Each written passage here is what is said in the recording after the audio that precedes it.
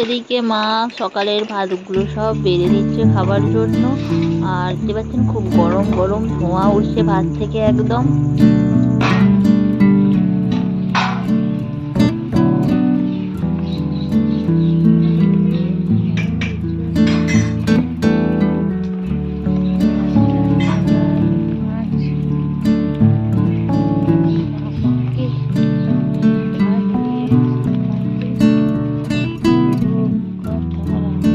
সকালে চা খেয়ে নিলাম, আর এবার হচ্ছে ভাতের সাথে মানে মা ভাত বাড়ছে আর আমি এখানে একটু গরম গরম ডিম ভাজছি।